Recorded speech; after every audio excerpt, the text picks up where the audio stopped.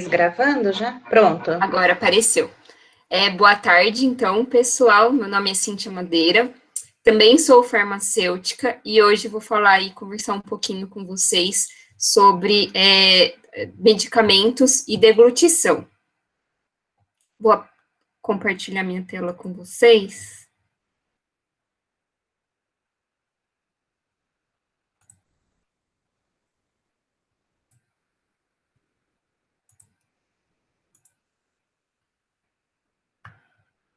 Vocês veem minha tela?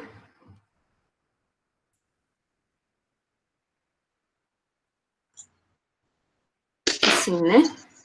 Sim. Beleza. Bom, então, hoje eu vou falar então um pouquinho sobre os problemas relacionados à dificuldade de deglutição e à utilização de medicamentos. Então, a primeira pergunta aí que eu gostaria de fazer para vocês é: vocês já tiveram essa sensação de algo parado na garganta? Podem abrir o microfone ou podem falar no chat. Se vocês falarem no chat aí, meus amigos podem ler em voz alta, porque eu não vejo o chat. Tem um pessoal no chat falando que sim, que já tiveram. Sim, né, é bastante comum. Quando a gente fala, então, né, sobre deglutição, a gente está falando de deglutição de diversas substâncias, tanto de comida, né, então, que a gente vai aí utilizar para a gente se alimentar, quanto de medicamentos, de líquidos, né, então, de água, de bebidas em geral, e também da nossa própria saliva, né, então a gente também faz aí o movimento de deglutição, o movimento de engolir aí quando a gente fala da nossa saliva também. E como que acontece, né, qual é o processo normal aí da deglutição? Para explicar um pouquinho esse processo normal aí da deglutição, eu trouxe um videozinho que eu espero aí que vocês consigam escutar o som. Se vocês não conseguirem, eu posso narrar ele sem nenhum problema.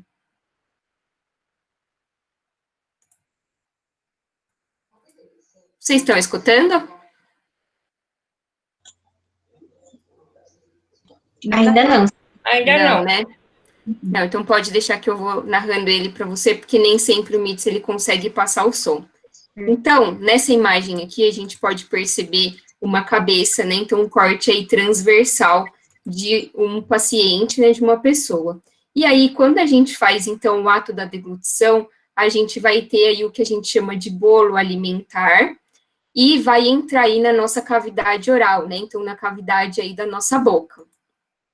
E aí, vai então, quando chega exatamente nessa partezinha, é o encontro aí da faringe com a laringe, que é onde a gente tem, né, essa parte, essa estrutura que é chamada de epiglote, e que vai impedir, então, que o alimento chegue até os pulmões, ou que qualquer outra coisa que a gente engula chegue nos pulmões. Por quê? Não pode chegar nos pulmões, porque senão a gente pode ter aí alguns problemas, né? Então, se a gente tiver algum problema relacionado aí à deglutição, a gente tiver um problema nessa válvula, vai para o pulmão, e aí o nosso pulmão, ele tem uma capacidade, né, de aguentar uma certa quantidade de líquidos e uma certa aí, quantidade de substâncias, a gente pode, então, ter o que a gente chama de aspiração.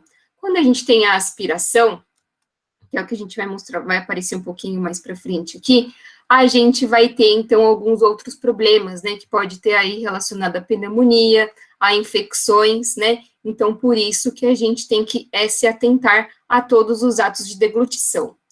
Como vocês podem perceber, né, então, na imagem aqui normal, a deglutição, ela é um ato coordenado. O que que isso significa? Significa que eu coordeno tanto os movimentos de respiração, quanto os movimentos musculares, né? Então, a gente tem aí vários músculos envolvidos, e esses músculos, eles vão ser aí responsáveis por esse movimento de conseguir colocar o nosso bolo alimentar para ele chegar onde ele deve chegar, que é no nosso estômago.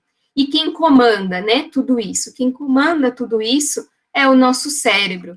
Então, o nosso cérebro aí, a gente tem uma série de terminações nervosas, que vão inervar aí toda a nossa cavidade oral, né, vão inervar aí todo o nosso corpo, mas que principalmente nesse momento que a gente está aqui interessado, vão inervar aqui a cavidade oral para que faça aí esse movimento de deglutir, esse movimento aí de engolir. Então, é basicamente isso aqui que está mostrado nesse vídeo, né? Então, que a gente vê aí como que acontece. E aqui, ó, a língua, né, ela vai empurrar aí todo o bolo para trás, e aí a gente vai ter um sinal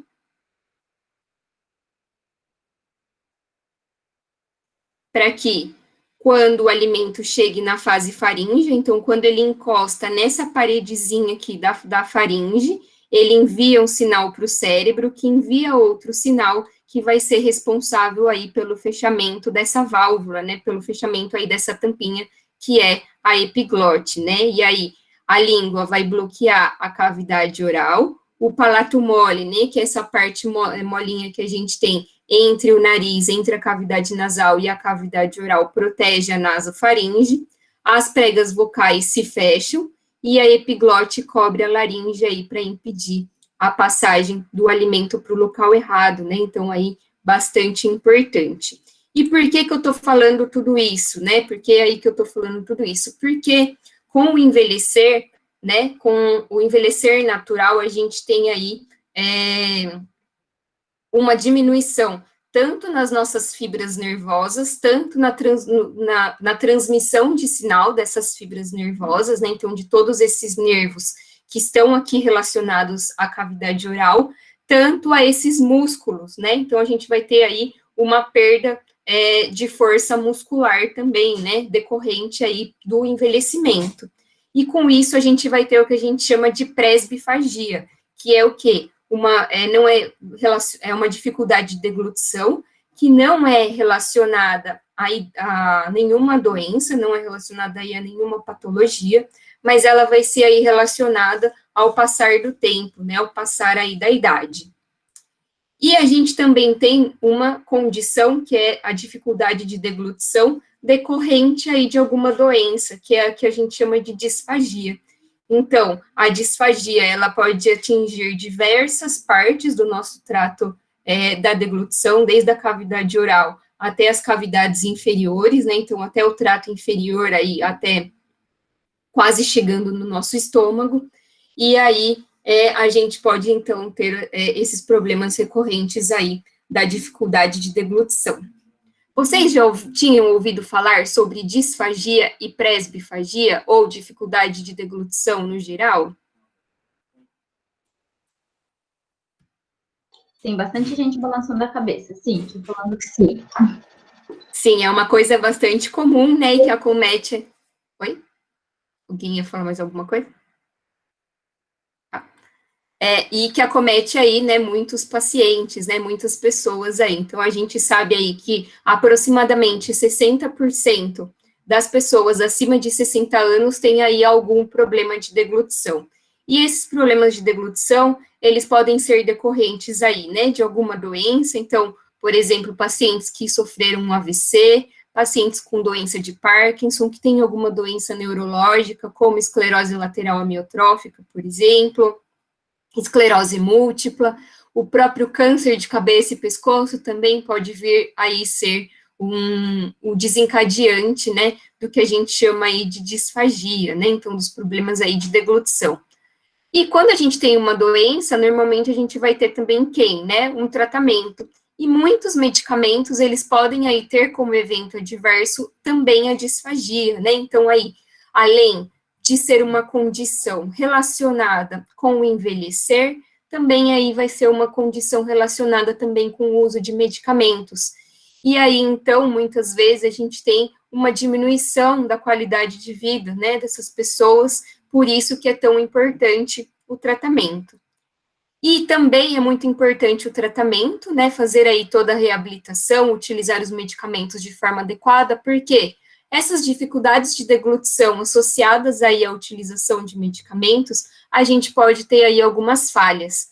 Então, quando a gente tem aí, né, uma dificuldade de engolir, e a gente tem, por exemplo, a sensação do nosso comprimido parado na garganta, muitas vezes esse comprimido ele realmente não conseguiu chegar no estômago, né? Então a gente pode ter aí uma absorção, né? Então, lembra lá, acho que foi a Gabi, né, que explicou para vocês o que era absorção. Então, o local lá que o medicamento ele precisa ser absorvido para ele chegar no seu local de ação não vai ser absorvido no local correto, então ele vai agir aí num outro local. Além disso, né, também posso ter aí um aumento ou a diminuição do tempo de ação, então a gente tem quadros aí de pacientes em que tem absorção no local errado, né, que a gente chama de absorção errática, e aí tem um aumento do tempo de ação, então a gente vai ter aí podendo ter aí, chegar até uma dose tóxica, né, do medicamento, se ele ficar aí parado por muito tempo na garganta, ou ele pode não ter nenhuma ação, né, sempre gosto de contar o exemplo de um paciente que eu atendi com Parkinson, e que ele tinha disfagia, né, então ele tinha aí já a doença num grau bastante avançado, e ele havia tomado um comprimido às 8 horas da manhã, e a gente foi realizar a consulta farmacêutica com ele, né, junto aí à equipe de fonoaudiologia, que é com quem eu trabalho atualmente, e o comprimido era quase entre 10 e 11 horas da manhã, o comprimido ainda estava parado na garganta, e ele já apresentava os principais sintomas, né, do Parkinson ali, os principais sintomas não, os principais quadros, né, então ele estava com o tremor excessivo, né, que a gente chama de parkinsonismo. E a gente detectou o quê? Que ele teve ali uma absorção errática. Por quê? Porque o medicamento, ele estava lá quase completamente dissolvido na garganta, né? E ele não tinha chegado no estômago, que era onde precisava para fazer a ação. E aí, então, a gente propôs, né, algumas alternativas junto à equipe médica, né? Então, a gente nunca faz essas propostas aí de maneira unidisciplinar, sempre de maneira multidisciplinar. Então, junto ao fonoaudiólogo, eu, farmacêutica, e junto ao médico também, para que a gente conseguisse fazer com que esse paciente não tivesse mais esse comprimido parado aí na garganta. E aí, na outra consulta, ele teve um retorno em quase um mês, e aí ele já não tinha mais os sintomas, ele já não tinha mais o tremor, ele já conseguia dar alguns passos, né, que era aí uma coisa que ele já não conseguia. Então, a gente conseguiu a cura, né, da doença, do Parkinson dele? Não, a gente conseguiu otimizar a farmacoterapia, a gente conseguiu otimizar a maneira com que ele estava utilizando os medicamentos dele, para que ele tivesse o efeito desejado. Então, ele estava tomando medicamento para diminuir os sintomas aí do Parkinson, né, o tremor, principalmente relacionado aí ao tremor. E aí, com isso, como ele não estava tendo efetividade do medicamento, já estava quase numa dose, na dose máxima do medicamento, com essa otimização e com essa, como não ficava mais parado lá na garganta, ele conseguiu aí ter uma redução de dose em cerca de 3 meses, né, então, uma coisa que não é comum aí para os pacientes de Parkinson. E, muitas vezes, a gente tem o que também? A diminuição aí da concentração sanguínea, então a gente não vai ter aí os efeitos, né, então nesse caso aí desse paciente, a gente conseguiu fazer a dosagem e a gente não tem aí, percebeu que ele não tinha a dosagem que ele precisava, né, dentro no sangue, para fazer o efeito aí desejado. Então, por isso que é bastante importante. Vocês têm alguma dúvida? Querem fazer aí alguma pergunta sobre essa parte? Sobre a disfagia? A disfagia tem cura? A gente consegue melhorar. Então, a gente consegue melhorar aí os sintomas, né? Então, a gente consegue fazer algumas coisas, né? Que eu vou até mostrar no final, para que a gente consiga melhorar a disfagia, né? Muitas vezes, a gente consegue chegar quase, não numa cura 100%, mas a gente consegue aí, fazendo todos os exercícios e toda a reabilitação, voltar quase a uma vida normal. Mas não com o uso de medicação. Não com o uso de medicação. A gente vai conseguir fazendo uma reabilitação fonoaudiológica, né? Então, através de diversos exercícios, a gente vai conseguir aí melhorar a condição da nossa cavidade orofaríngea para a gente voltar a ter uma alimentação mais próxima do normal possível. Não existe hoje nenhum medicamento para disfagia, né? Então, a gente não tem aí um medicamento que melhore a disfagia. A gente tem medicamentos que vão auxiliar na salivação. Então, a salivação aí vai fazer parte da nossa cavidade oral e ela é de extrema importância para a disfagia, né? Então, quando a gente tem um paciente com hipo ou com hipersalivação, a gente consegue aí utilizar alguns medicamentos, obviamente com prescrição médica, mas a gente não tem aí um tratamento para disfagia. Porque a disfagia, ela diminui a salivação? Tem essa disfagia que diminui a salivação e tem a disfagia que pode aumentar a salivação, depende do tipo de doença que você tem. Entendi. Muito obrigada, viu? Nada. Cíntia, temos uma pergunta. Todo fonoaudiólogo, ele está habilitado para tratar disfagia? Ou vai ter sempre um fono especialista em disfagia, igual no grupo da professora Lúcia? Exatamente. Nem todo fonoaudiólogo... na verdade, quando você está na graduação da fonoaudiologia, assim como na graduação da farmácia, assim como na graduação da medicina, né, e diversos outros cursos da saúde, você aprende todas as disciplinas. Uma delas é a disfagia. E aí, então, cada fonoaudiólogo, né, vai seguir aí a sua especialidade. Então, tem os fonoaudiólogos especialistas em disfagia, tem os fonoaudiólogos especialistas em orelha, tem os fonoaudiólogos especialistas na fala, tem os fonoaudiólogos especialistas, uma coisa que eu não sabia, que era do âmbito do fonoaudiólogo, que é na compreensão, né, então, para aquelas crianças, por exemplo, que não conseguem ter atenção, que tem algum déficit de atenção, ou que tem algum problema cognitivo, tem o fonoaudiólogo que trabalha, tem os fonoaudiólogos especialistas em autismo, tem diversas especialidades, e uma delas é a disfagia.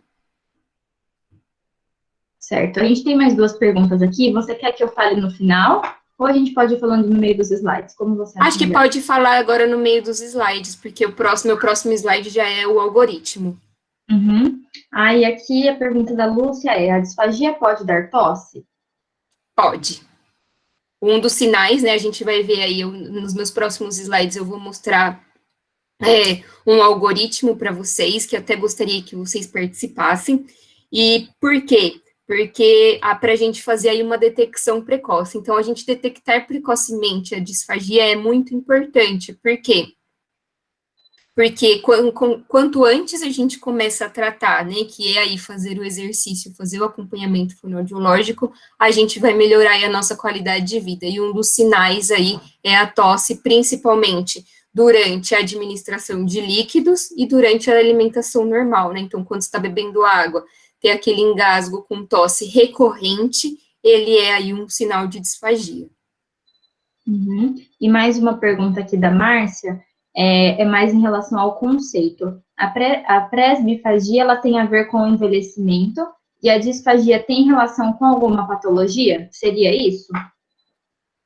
Isso, exatamente, né? Então, a presbifagia, ela vai ter aí relação com o envelhecimento, principalmente aí das fibras musculares e das fibras nervosas, então ela vai tendo uma diminuição aí da função por conta desse envelhecimento natural, então ela vai ter aí uma gravidade menor, né? Então a presbifagia é uma pequena dificuldade de deglutição.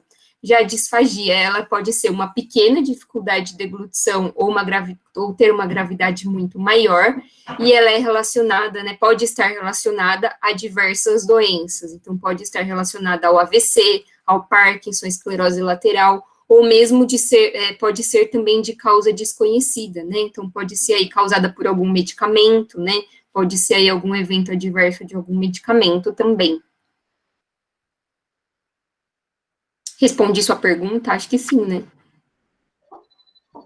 Por enquanto, acabou. Estamos sem perguntas aqui no chat. Pode continuar. Então, o que eu trouxe agora para vocês é um instrumento de avaliação da alimentação. Esse instrumento, ele é um instrumento para ser utilizado nas unidades básicas de saúde.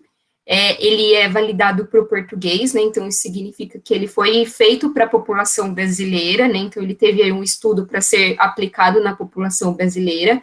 E ele é uma ferramenta para avaliação do risco de disfagia. Então, assim que vocês responderem aí essas perguntas com sim ou não, a gente vai ter uma avaliação aí se vocês têm um risco ou não aí de ter a disfagia.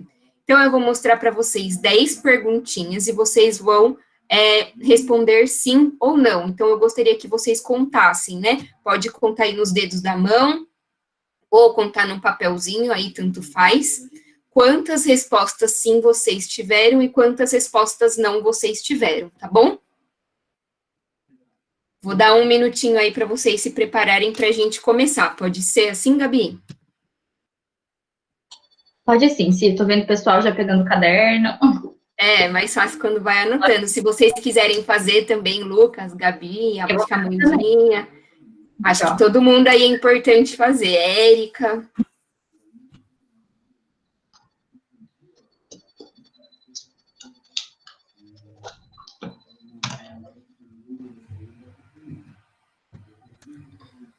Então, posso começar?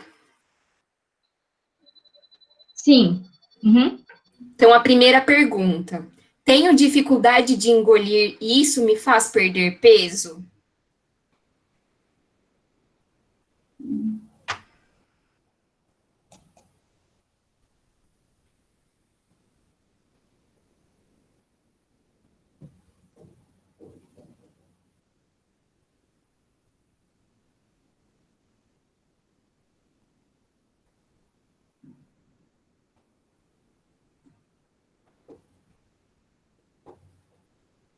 Segunda pergunta. Meu problema para engolir não me deixa comer fora de casa.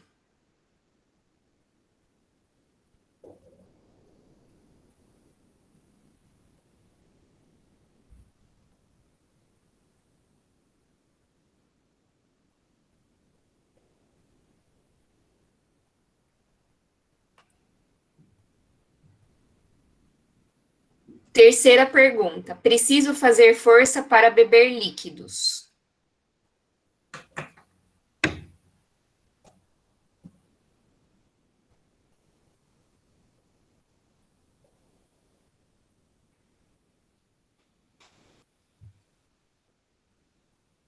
Quarta pergunta. Preciso fazer força para engolir comidas sólidas. Comida normal, né?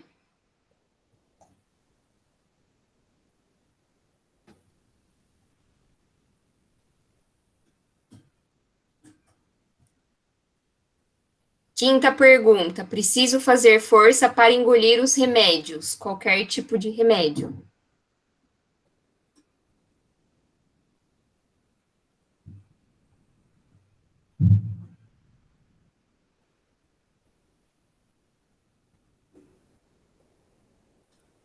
Dói para engolir. Sexta pergunta.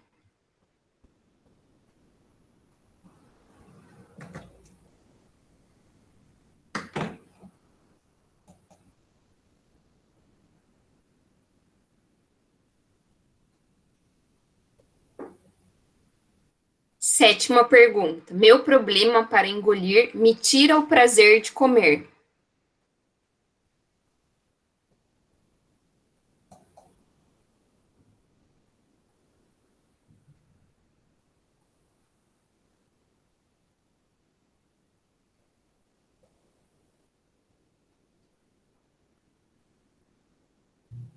Oitava pergunta. Fico com comida presa, entalada na garganta.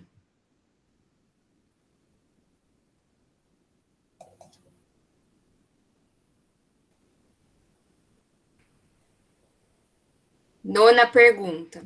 Eu tuço quando como.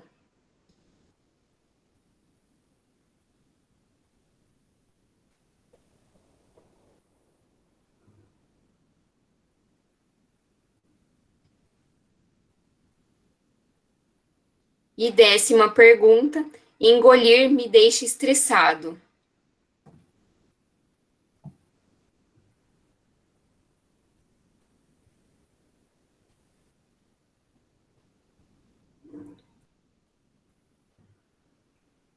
Todo mundo conseguiu preencher as 10 aí? Alguém quer que eu volte alguma?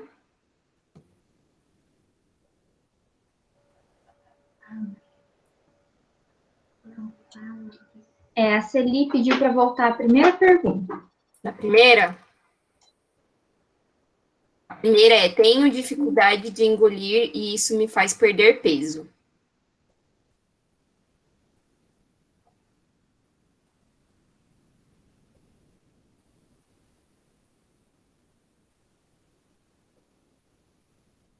Mais alguma, Gabi? Alguém perdeu? Não, aparentemente Não? Só Bom, a primeira. só a primeira, né? Maravilha. Bom, então agora o que vocês vão fazer? Se você respondeu para todas elas não, significa que você provavelmente não tem um problema de deglutição. Por que provavelmente? pode ser que você tenha aí um problema de deglutição e que você não tenha aí nenhum sinal e sintoma por enquanto, né, que seja um quadro bastante inicial. Por isso que é sempre importante a gente fazer as nossas consultas de rotina, né, com os médicos, fazer o acompanhamento nos centros de saúde ou com os nossos médicos de confiança. Já, se você respondeu pelo menos 2 respostas sim, significa que você provavelmente tem aí algum problema de deglutição. E eu posso resolver esse problema, eu, Cíntia, aqui sendo farmacêutica? Não. O ideal é que você procure um fonoaudiólogo e um médico, né, para que você tenha aí as suas orientações. Então, se você respondeu sim a pelo menos 2 dessas questões, que são aí os principais sinais da dificuldade de engolir, né, então da dificuldade de deglutição e de uma provável disfagia ou de uma presbifagia, é importante aí que você procure um fonoaudiólogo ou um médico aí para que ele faça todas as suas orientações. Bom, então era isso que eu gostaria de falar, né? Eu não trouxe aqui todas as adaptações que a gente pode fazer de todos os medicamentos, porque são inúmeras modificações e a gente faz uma avaliação aí caso a caso, né? Então eu não consigo dar uma orientação geral, porque eu vou pensar em qual medicamento, qual é o fabricante dele, qual é a forma farmacêutica para que a gente precise aí fazer uma adaptação, tá bom? Então, gostaria de agradecer a presença, né, e a participação aí de vocês nesse quiz que eu trouxe, nessas perguntinhas aí que eu trouxe para a gente discutir, e que tomara que eu tenha plantado aí a sementinha para vocês compreenderem um pouquinho sobre a disfagia. Esse é o meu e-mail, e eu estou à disposição aí para todas as perguntas de vocês.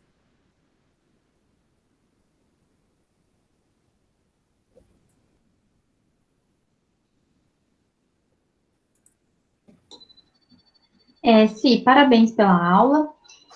Tem um pessoal aqui no chat que está falando de certos alimentos, que quando come tal coisa acaba tossindo. Você sabe se essa tosse, isso acabou sendo uma curiosidade minha também, se certos alimentos provocam mais tosse, ou seria qualquer alimento que vai provocar essa reação? Na verdade, o nosso reflexo de tosse, ele é um reflexo natural para que a gente impeça a entrada do alimento aí na via aérea, né? Então, tossir enquanto a gente come aí algum alimento, seria importante fazer o quê? Uma avaliação. Quando a gente vai no fonoaudiólogo e vai fazer, no fonoaudiólogo especialista em disfagia e vai aí fazer essa avaliação, e você faz aí esse relato que você tem tosse, por exemplo, quando um alimento bastante comum é o coco, a couve, né, são alimentos bastante secos e ásperos que vão aí produzir mais esse efeito de tosse. Então, ela vai fazer o exame clínico, observando como que acontece aí, o que acontece na sua fase aí de deglutição quando você se alimenta desses medicamentos. E aí, então, ela vai dar uma orientação adequada. Talvez triturar, talvez amolecer esses medicamentos, né? Então, dependendo aí do tipo de reflexo que você tem, ela vai te dar uma orientação melhor. E por que acontece esse reflexo? Justamente por conta da falta de água, né? Então, aí, ser um alimento seco, por exemplo, como o coco, e pode ser também que seja aí uma pequena, né, aspiração. Então, você pode ter o que a gente chama de aspiração silente, que você vai ter aí uma entradinha e logo vai sair da via aérea. Então, por isso que é importante a gente também fazer essa avaliação.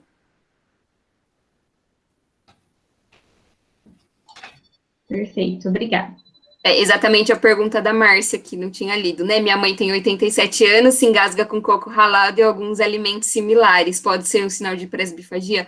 Com certeza, né? Então, o ideal aí era sempre procurar um fonoaudiólogo, que é o profissional mais habilitado aí para fazer essas avaliações, para que ela passe um exercício. Então, existem alguns exercícios que elas vão poder, então, alguma manobra aí que ela vai poder fazer para conseguir se alimentar desses alimentos que têm uma consistência mais difícil e que tem esse reflexo de tosse.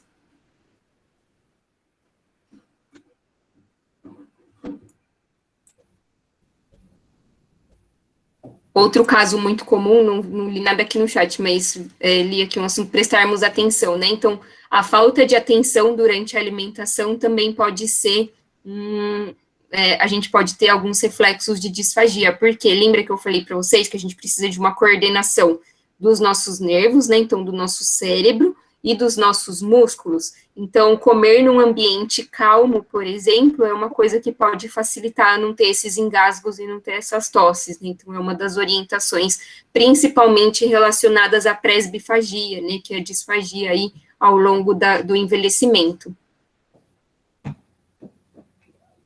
Isso.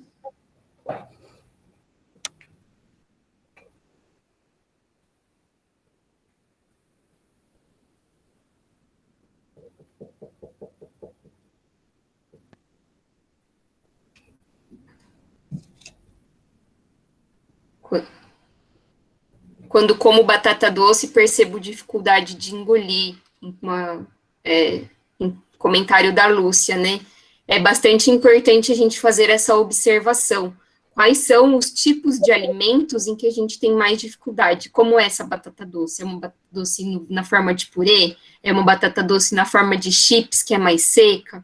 Ou é uma batata doce cortada em tirinhas, né? Como que foi feito o processo aí do preparo da alimentação para que a gente consiga aí entender e ter uma orientação mais adequada.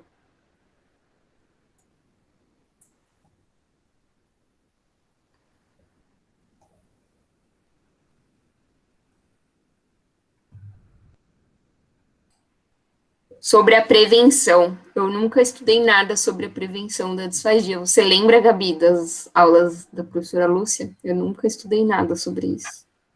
Sim, nunca ouvi nada também sobre o assunto. Mas eu vou pesquisar e eu mando a resposta pela Érica. Eu acho que eles têm um grupo, né, no intranet lá. Sim. Uhum. Sim, a gente tem os e-mails das turmas. Será que a gente pode enviar depois, Érica? Eu vou pesquisar, porque eu nunca ouvi falar sobre prevenção. Eu já ouvi falar sobre hábitos de vida saudáveis, mas para reabilitação, né? Então, fazer exercícios de mastigação, exercício com orbicular, que é esse músculo que tem bem em volta aqui da nossa boca, que tem um nome bem bonito, né? Chama orbicular. Mas eu nunca ouvi uma coisa relacionada à prevenção. Vou até anotar aqui. Tudo que vocês quiserem compartilhar com essa turma, é só enviar para o meu e-mail que eu replico para eles. Ah, legal. Perfeito.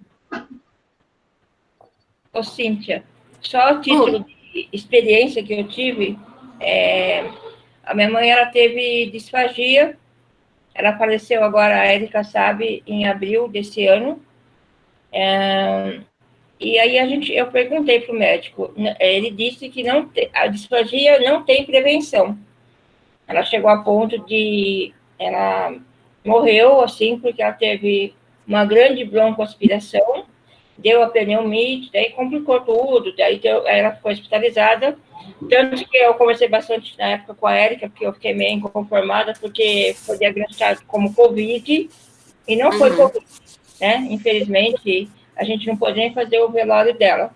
E ela chegou até uma fase de tomar espessante, tudo passou, né? E realmente a fono melhora bastante, porque ela põe aquelas fitas, né?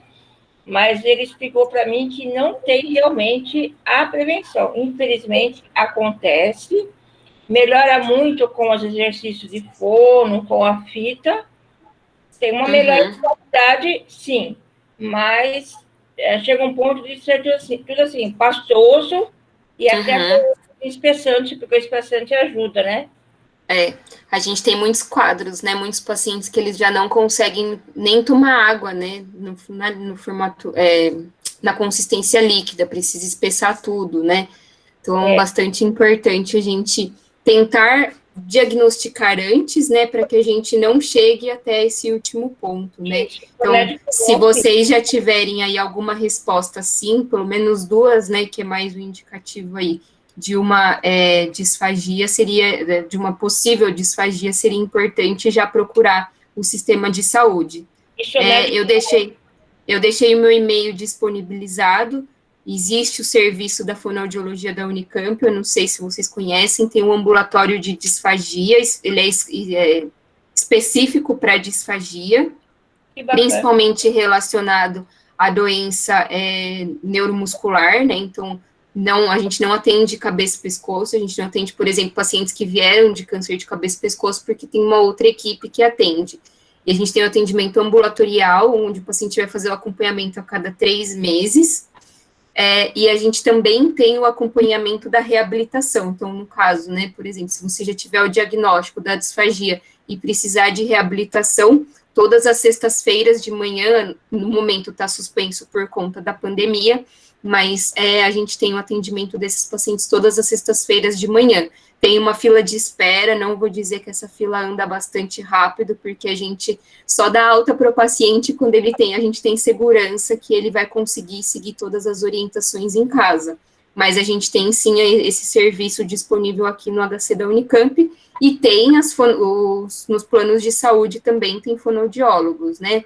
Então, é importante entender que é um direito do paciente ter a fonoterapia, né? Então, a fonoterapia não é uma coisa que o plano de saúde entrega para a gente, porque como um bônus, a gente tem direito, né? Então, eu venho fazendo essa luta aí de conscientização sobre a disfagia, porque ela é muito importante, ela previne muitas doenças e ela previne muitas complicações, né? Então, bastante importante a gente pensar nisso aí também. Obrigada, Cíntia. Imagina.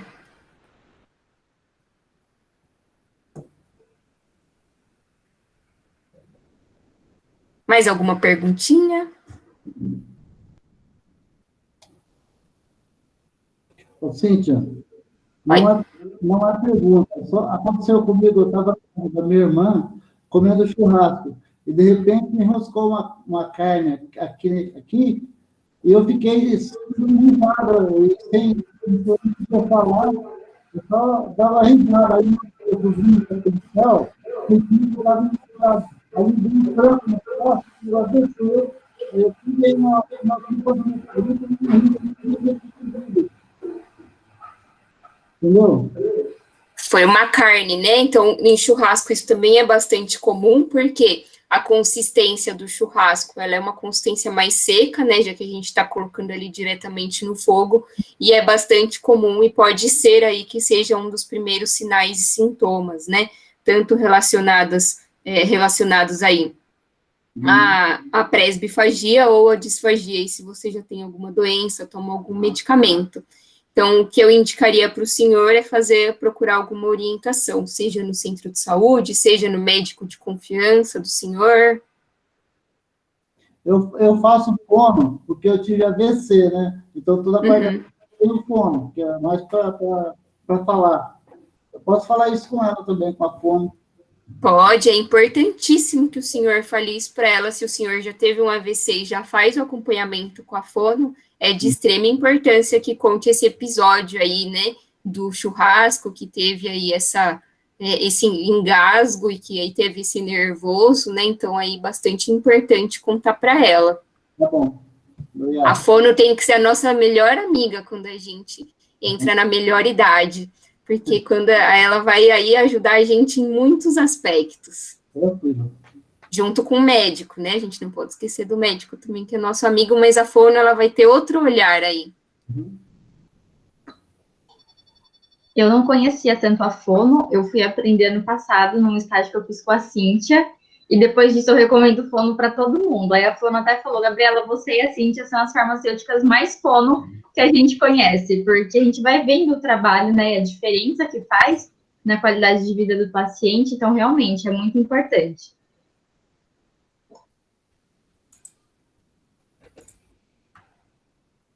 Mais alguma perguntinha?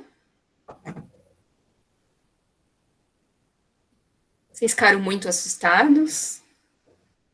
Não, daqui não. Então tá bom, meu objetivo não era assustar, meu objetivo era trazer aí um outro tipo de informação, que também é relacionado ao uso de medicamentos, mas que também é importante com o passar da idade.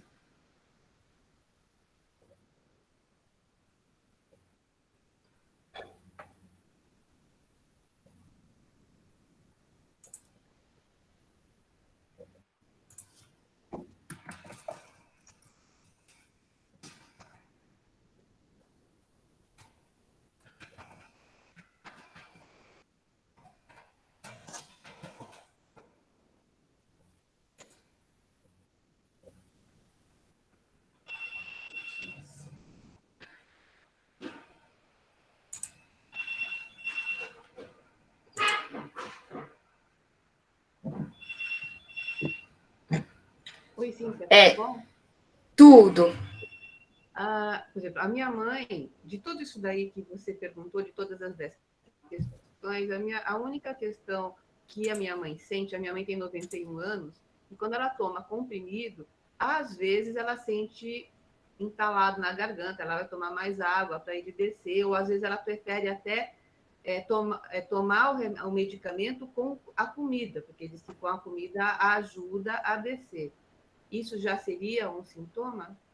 Já seria pensando na idade dela, né? Que ela tem 91 anos, aí a gente poderia ser um sinal aí de presbifagia por conta realmente do envelhecimento. Então, o que eu oriento, né, e sugiro? Tomar os comprimidos com um volume maior de água. Eu sei que às vezes, principalmente o idoso, ele tem uma resistência maior a tomar água, porque muitas vezes toma um medicamento diurético, então vai aumentar aí a quantidade de xixi, né? Mas é importante tomar com um copo cheio, né? Então, aquele copo de requeijão, né, de quase 200 ml, tomar com um copo cheio de água para facilitar a deglutição, né? Então, para facilitar aí para engolir. Então, acho importante aí fazer essa primeira orientação.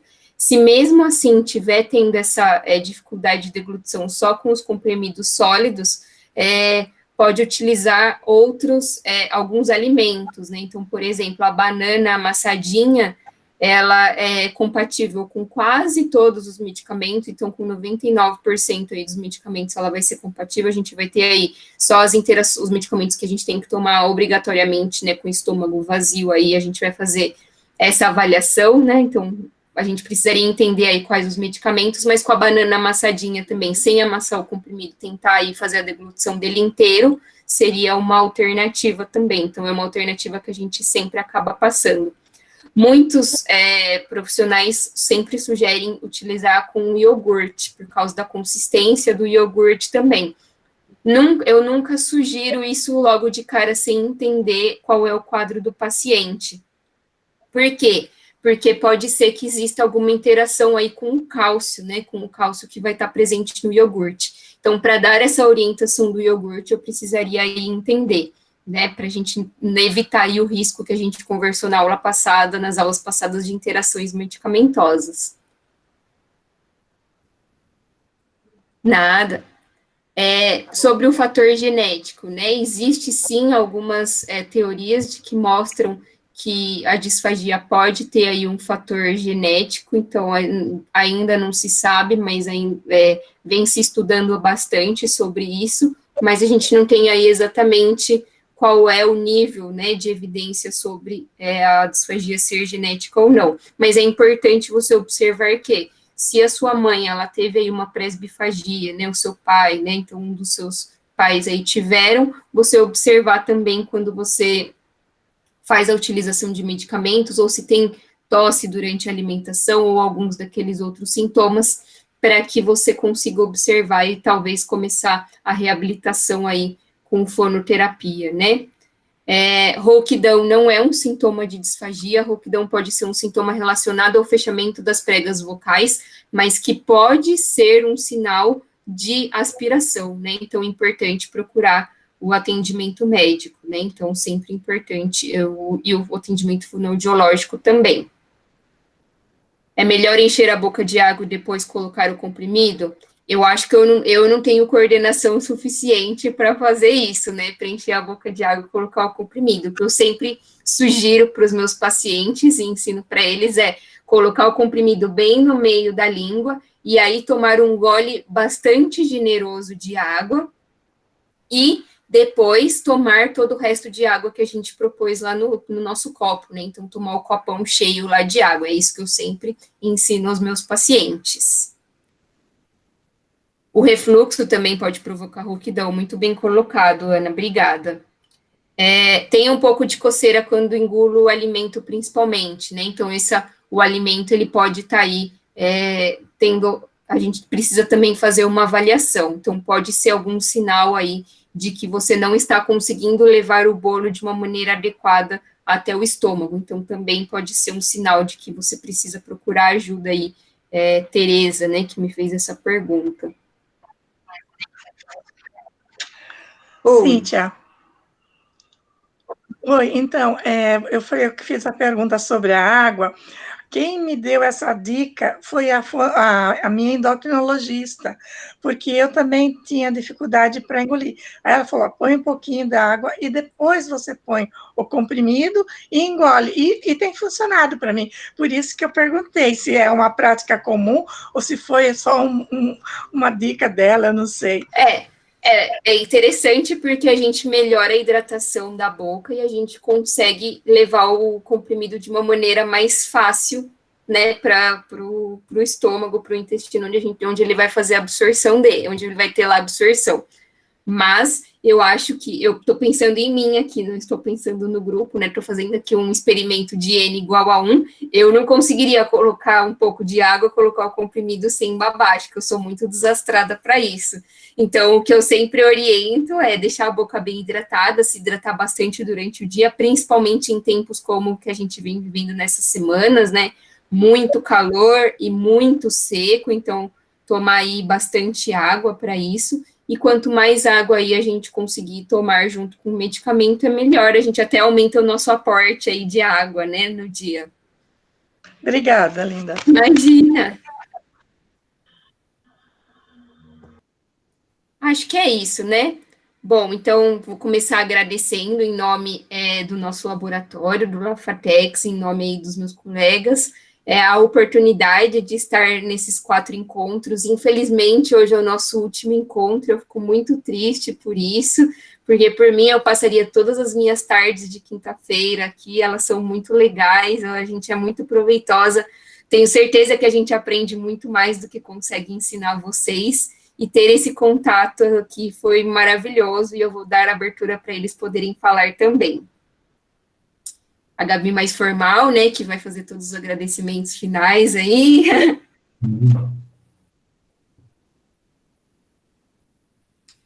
Pode falar, Gabi.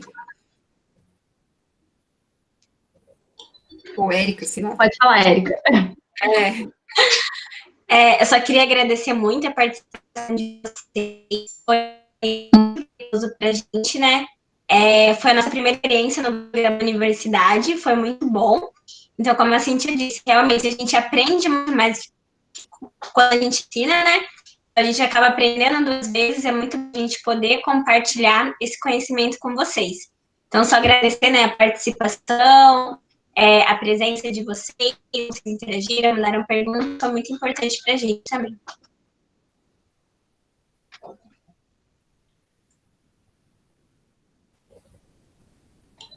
Lucas.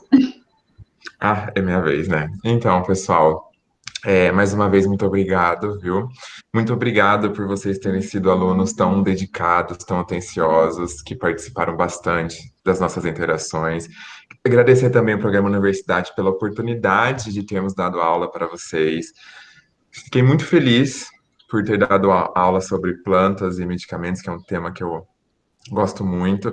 Gostei muito de ter ensinado vocês. Eu aprendi muito com tudo, toda essa experiência. Muito obrigado mesmo, muito obrigado, Programa Universidade, e muito obrigado a todos vocês. Bom, pessoal, eu agradeço também a iniciativa, né, que a Unicamp tem, essa preocupação de passar esse conhecimento adiante, e é isso também que a gente espera de vocês, que a partir de agora vocês levem, né, esse conteúdo também para as outras pessoas, para os amigos, para algum vizinho que às vezes relata algum problema que vocês já viram aqui, então que vocês também nos ajudem aí a aconselhar outros pacientes. E foi muito legal, acho que a turma foi, assim, incrível, a gente teve uma interação que a gente não esperava, porque a gente está acostumado com aula que ninguém responde, né, Cíntia?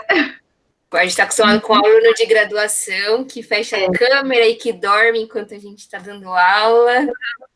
Então, foi uma experiência muito legal, eu gostei bastante, vocês foram uma turma muito dedicada mesmo, e eu tenho certeza que as próximas oficinas serão, né, ainda melhores. E aí, se vocês puderem falar aqui, né, ou deixar sugestão por e-mail de algum tema que vocês gostariam de ver no próximo semestre, porque aí, dependendo da situação, a gente consegue, né, oferecer alguma coisa, chamar outros colaboradores também. A opinião de vocês é muito importante. Se alguém quiser depois sugerir no chat ou mandar um e-mail também, tá? Pode ficar à vontade. Agradeço a Érica também do programa Universidade, por toda a assistência, né, Érica, que você nos deu desde o começo, né, os e-mails, repassar material, tirar as nossas dúvidas. Então, sem dúvida, isso faz toda a diferença, né, para funcionar mesmo o curso. Muito obrigada. E a Amanda também, que não pôde estar presente agora, pessoal, que ela está num treinamento, tá? Ela também agradeceu e também gostou de fazer parte do grupo. Eu agradeço em nome do Programa Universidade. Eu acho que essas parcerias, elas são importantíssimas, né, para a existência do Programa Universidade. Os nossos alunos realmente são diferenciados, é que vocês não viram eles ao vivo e a cores. São cheios de energias. Quero ver. São alunos cheios de energia, com desejo de aprender, de interagir, né, de contar também a experiência de cada um, e a gente vai, na medida do possível, estabelecendo as possibilidades para essas trocas. Normalmente, a gente abre inscrição para oficinas em novembro, tudo vai depender do plano de retomada das aulas presenciais, né, a gente estima que a gente consiga, no próximo semestre, ter as aulas presenciais, né, e ampliar um pouco, caso a gente permaneça com aula virtual, que a gente consiga ampliar a quantidade de oficinas. A gente ofereceu em torno de 35 oficinas, para a gente também ver como isso funcionaria, porque a gente sabe que as pessoas não têm tanto equipamento, ou a internet não é tão potente, isso acaba não permitindo a participação de todos. Mas eu agradeço a vocês, Cíntia, Gabriela, Lucas, Érica, Amanda, e a professora Priscila, que esteve no primeiro dia, né? Então, que a gente possa... Eu não perdi nome de ninguém, né? Não. Então, tá bom. E que a gente, assim, agradece muito a presença, a participação, o tempo que vocês dedicaram para poder dar essa aula. E a todos os nossos alunos que participaram, que estiveram com a gente nesses 4 encontros. Tá bom? Muito obrigada. Beijo para todos. Vamos nossa foto, pessoal. Podemos fazer o último registro, né, do nosso encontro? Ah, é verdade. Todo mundo passa um perfume. Arrumando os cabelinhos, vou arrumar meu também. Ai, o meu eu já desisti. Quem tem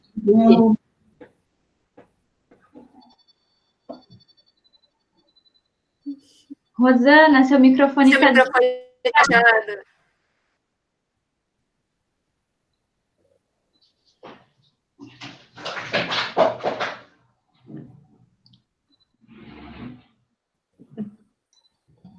Vamos tirar uma foto. Você já tirou, Gabi? Todo mundo sorrindo? Não, vamos lá. 1, 2, 3 e... Já. Prontinho, pessoal, tirei. Depois eu vou mandar para a Érica, tá? Todas juntas.